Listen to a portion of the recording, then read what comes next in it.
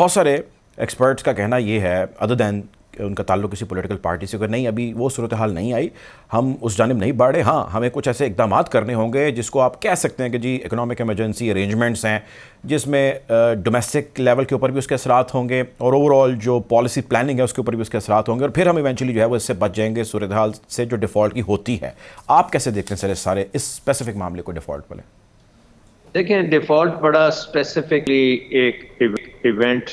ہوتا ہے جو کہ سوورن ڈیفالٹ جسے کہتے ہیں، اور وہ ہوتا ہے آپ کے جو آپ نے بانڈز اور بکس جو ایشو کیے ہوئے ہیں انٹرنیشنل کیپٹل مارکیٹس میں، وہ اس کے آپ انٹرسٹ نہ دے سکیں یا اس کی جب میچورٹی پہ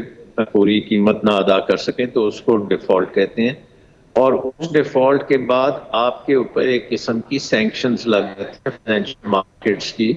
کہ جب تک وہ سارے پھر آپ کے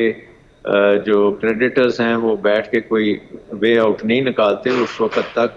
آپ کے کوئی ٹرانزیکشن ہوتی بہت ڈسٹرکشن ہوتی ہے، آپ کے جو اثاثے ہیں ادھر ادھر ان کے اوپر لوگ قبضہ کر لیتے ہیں لیگلی۔ سو آپ کے اوپر بہت سے پابندیاں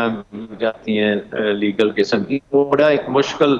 مرحلہ ہے، اور اس تو آپ کی ریپوٹیشن جو ہے جی پوری ہو جاتی ہے بڑے عرصے کے بعد۔ تو اس قسم کا ڈیفالٹ ہمارا نہیں ہے۔ اس کی وجہ یہ ہے کہ ہمارے بیرون ملک قرضوں میں جو منڈی کا قرضہ ہے جس کو ہم بانڈز اینڈ سکوکس کہتے ہیں، وہ اتنا زیادہ نہیں ہے۔ 130 ارب ڈالر کے ہمارے اوور آل جو ہیں بیرون ملک قرضے ہیں، تو ان میں سب سے بڑا جو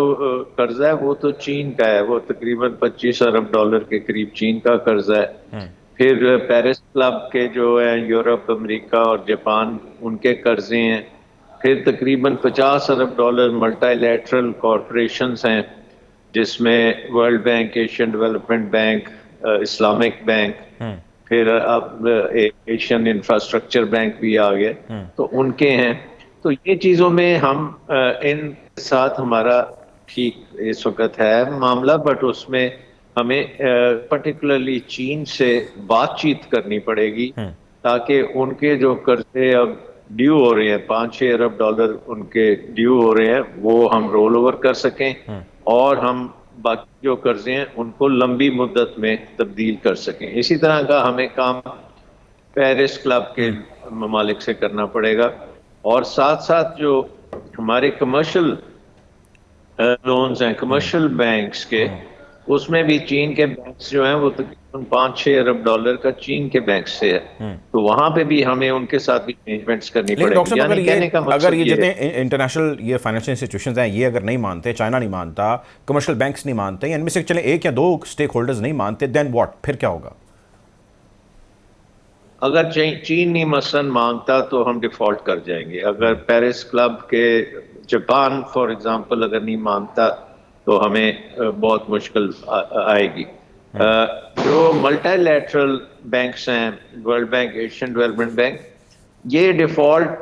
کیونکہ ان کے پاس بہت فائنینسنگ ایبلٹی ہوتی ہے، تو یہ آپ کو نئے قرضے دے کے پرانے قرضوں کو انشور کرتے ہیں کہ وہ سروس ہوتے رہیں، اور ملٹی لیٹرل بینکس کے قرضے بھی بڑی لمبی مدت کے ہوتے ہیں۔ سو میری نظر میں